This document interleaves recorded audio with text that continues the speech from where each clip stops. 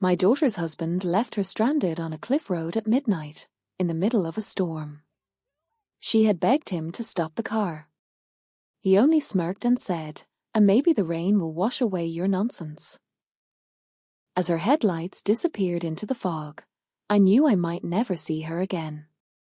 And when the police called 2 hours later saying her car was found crushed at the base of the cliff, I understood something no mother should ever have to admit, that her child's suffering was not an accident. Before we begin, if you enjoy true life stories like this, don't forget to subscribe to Clara's Stories and tell me which country you're watching from. I love hearing from you. Now, let me tell you how one stormy night changed everything, and how a quiet woman found her voice again. The air that evening at the Merrick family's seaside home smelled of salt and storm. To others, it probably just smelled like ocean breeze and expensive candles. But to me, it always carried something heavier, like the scent of secrets long buried under polished floors. The Merrick's house sat high on the cliffs of Mendocino, a glass fortress overlooking the endless grey of the Pacific. Its walls were covered in paintings worth more than most people's homes. But no warmth ever lived inside them. I sat by the wide window in the sitting room, watching my daughter, Hannah, move about the dining table. She was setting wine glasses for her husband, Evan, and his parents, Richard and Celeste Merrick. Her smile looked practiced, the kind you wear when you're trying to survive a conversation, not enjoy it. "Be careful with that glass, dear," Celeste said, her voice as sweet as poison. "It's Baccarat. Your hands always tremble when you're nervous."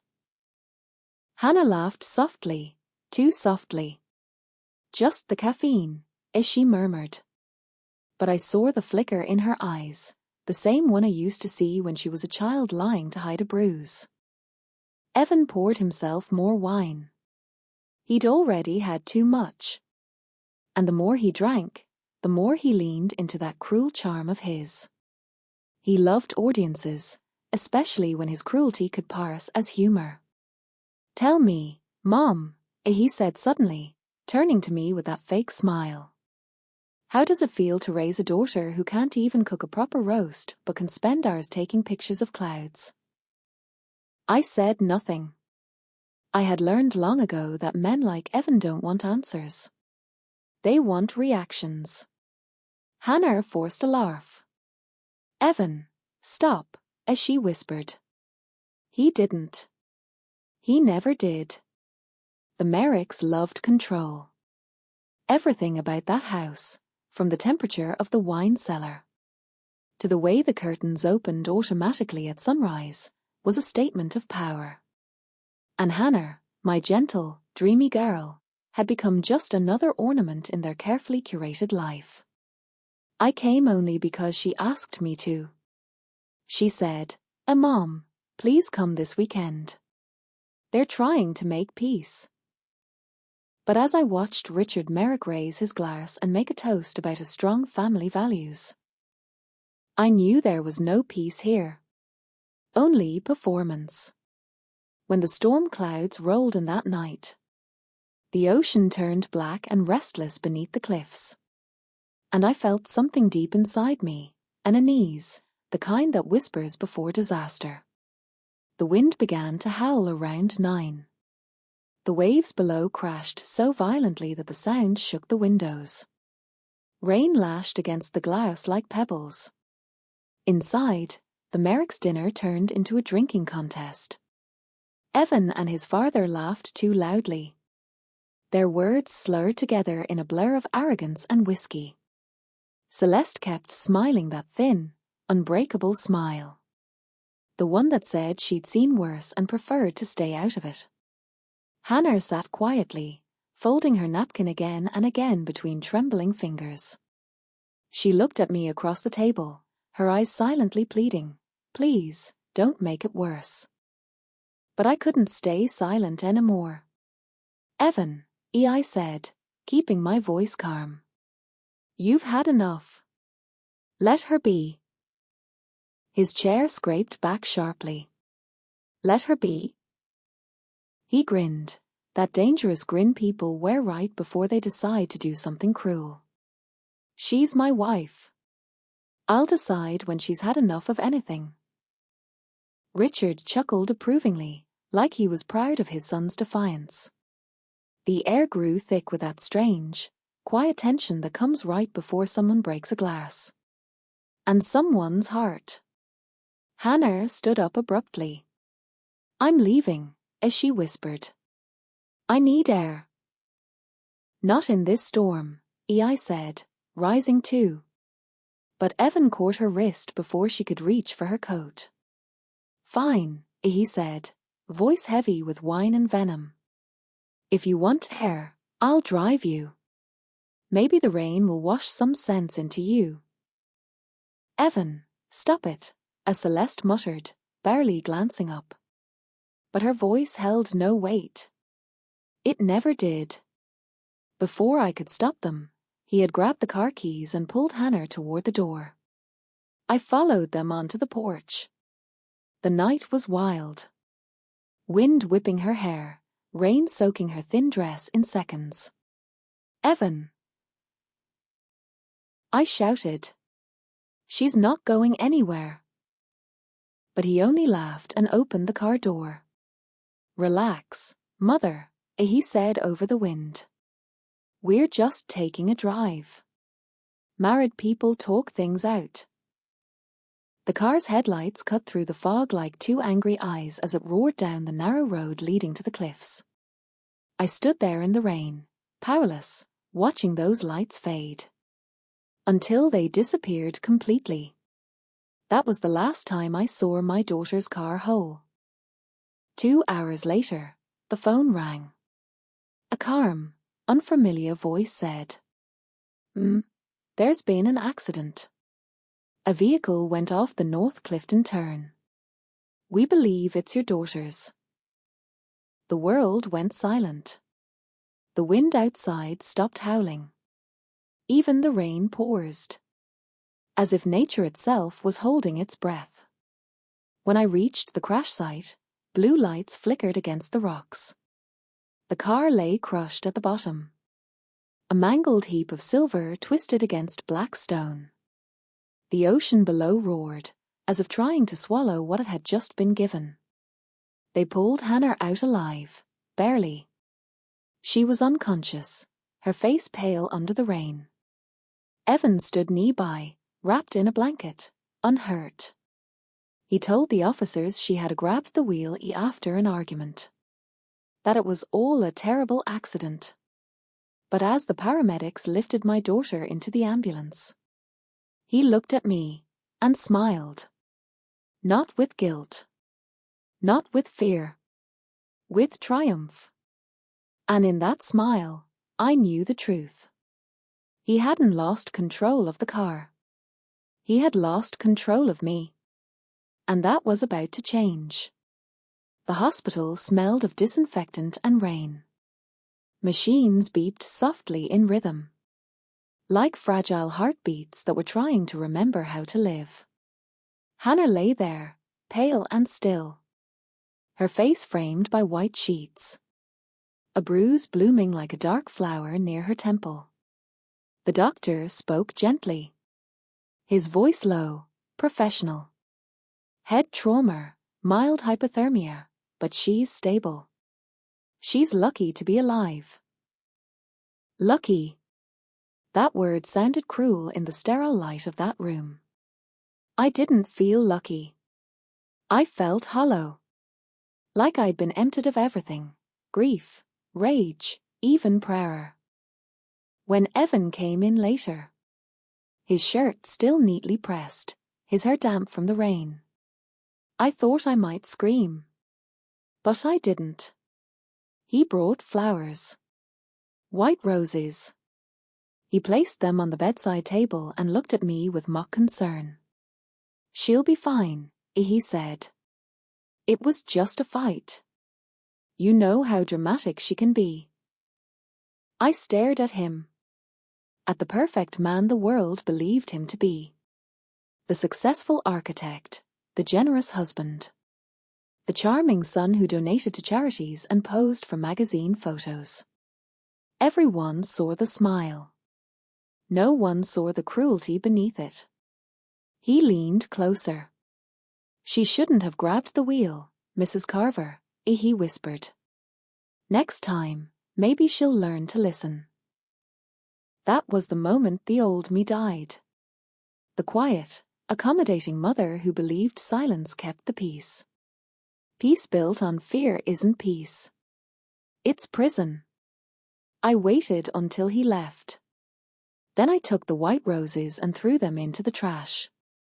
Their sweet perfume filled the room like poison. That night, I called someone I hadn't spoken to in over 15 years. My younger sister, Myra. Myra had once been a brilliant investigative journalist. Until she exposed a local official for corruption and nearly got her life destroyed for it. She moved away, changed her number, and disappeared into quiet freelance work. When she answered the phone, her voice was rough, cautious. "Who is this?" "It's me," I said quietly. "Laura." There was a pause. Then I heard her inhale, sharp, knowing. "What happened?" I looked at Hannah through the glass of the ICU window. The steady rise and fall of her chest. The faint hum of the machines keeping rhythm with my heart. "He tried to kill her," I said simply. And then, softer. "I need your help." Myra arrived 2 days later. No warning, no message, just a knock on the hospital window and her face, older now. Lined by years of chasing stories that people wanted buried. She didn't hug me right away. She just looked at Hannah, asleep behind the glass. Then at me, and said quietly, "Tell me everything. From the beginning." I told her. About the house on the cliff. About Evan's temper hidden under silk words. About the night of the storm. She listened without interrupting. Her expression calm but her eyes bright with that old, fierce intelligence I remembered. When I finished, she said, "Laura, people like him never make just one mistake. They leave a trail. I'll find it." And she did. While Hannah slowly learned to walk again in the rehabilitation ward. Myra sat in cafes with her old recorder. Visited county offices. And charmed clerks who still remembered her from the days when her name was on the front page. One evening she called me. "Do you know who owns that cliff road?" "Evan's family," I said. "Richard bought the land years ago." "Exactly," she replied. "And 3 years ago, another car went off that same turn. A woman, a former assistant in his firm. It was ruled suicide." I felt the air leave my lungs. "Do you think?" "I don't think," she interrupted softly. "I know. There's a pattern here." The next day she showed me photographs. Old police reports, insurance papers, a map marked with tiny red X's where accidents had happened. All of them connected to Richard Merrick's development company. All of them women who had once stood up to him or his son. I stared at the files spread across the hospital cafeteria table.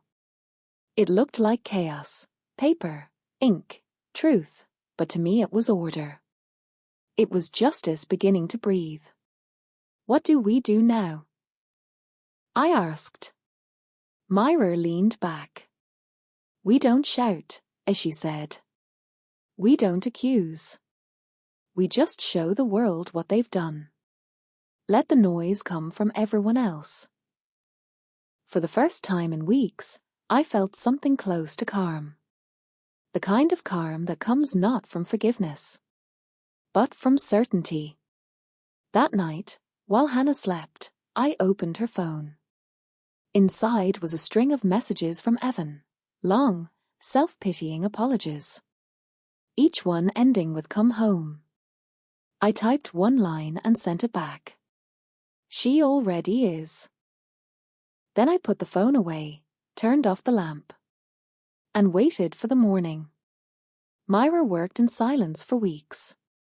She slept little, spoke less, and moved through the city like a ghost that no one noticed.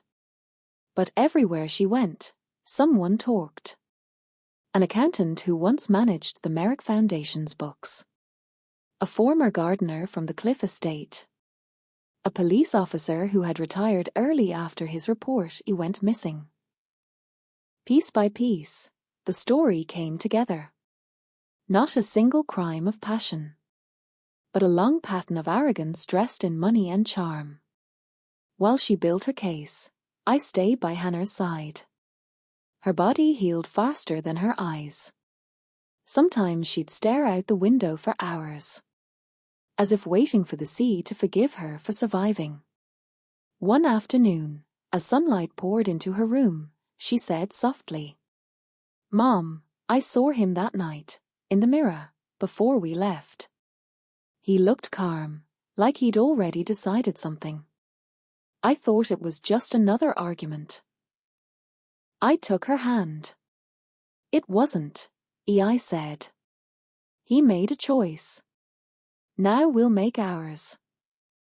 That evening, Myra called. "I'm ready," she said. "You should sit down." She sent a file, nearly 40 pages long.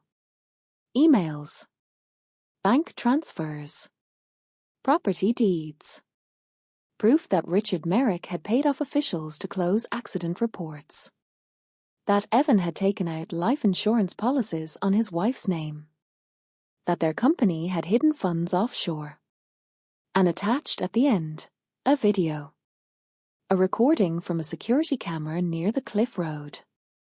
It showed headlights swerving, then braking suddenly, and Evan stepping out, pulling open the driver's door before the car slid over the edge. He hadn't even tried to help her. He'd just watched. Then he'd walked away. I couldn't breathe. Myra's voice came through the phone, steady. I sent copies to 3 news agencies, 2 lawyers, and the district office. By morning, it'll all be public. Silence filled the room. Then, quietly, I said, "Thank you, Myra." Her tone softened. "Don't thank me. I just turned on the light. You're the one who decided to stop living in the dark." That night, I didn't cry. I sat beside Hannah's bed, listening to the monitor's hum. And I realized the storm that began on the cliffs had finally broken somewhere else. Inside me. But it wasn't rage anymore. It was release. By sunrise, the Merrick name was everywhere. News anchors said it with disbelief. Reporters stood in front of their mansion. And former colleagues whispered words like fraud, abuse, attempted murder. Evan was arrested first. Then Richard, hours later, at his office. While Celeste fainted under the flash of cameras. People asked how no one had seen it before. But I knew. People rarely look behind perfect glass. The days that followed felt unreal. Television vans crowded the street outside our small apartment, their lights flickering against the curtains like restless ghosts. Myra stayed with us for a week, long enough to see the world finally believe what we already knew. When she left, she hugged Hannah for the first time and whispered, "Start over. Don't look back." The news moved on quickly, as it always does. Another scandal took its place, another story of power and downfall. But for us, life slowed to a quiet rhythm. Hannah's hair began to grow back over the scar on her temple. Her hands stopped trembling when she reached for her coffee cup. Sometimes she still woke up at night, gasping, as if she could feel the car falling again. And I would hold her until the shaking stopped. One afternoon, when spring returned and the ocean softened from grey to blue, she said, I don't think I hate him anymore, Mom. I looked at her, older now, gentler, but stronger too. Hate only keeps you where they left you, I said. You're already somewhere else. We moved inland, away from the cliffs. A small town, a small house with peeling paint and a garden overrun by lavender. The kind of place where no one knew our names.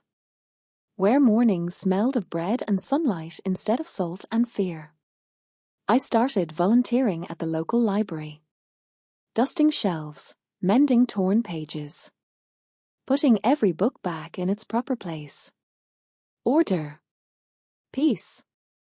The kind of peace that comes only after you've walked through chaos and survived it.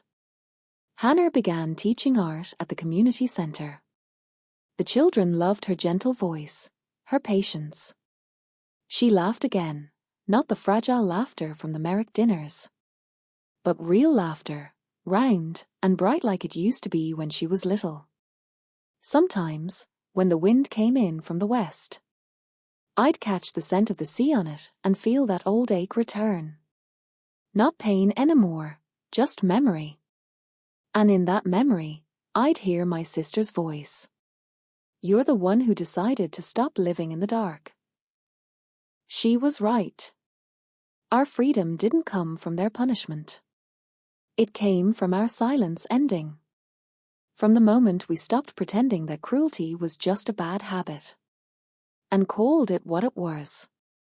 Now, when I close the library each evening, I look out at the fading light and think, some stories don't need revenge.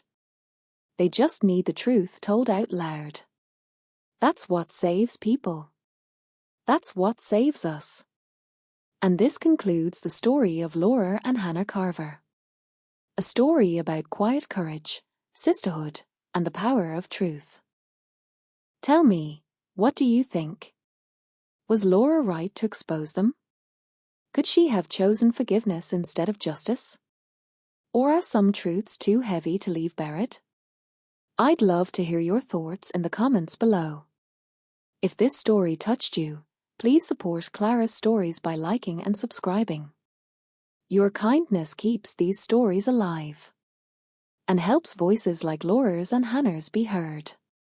With love and respect, Clara.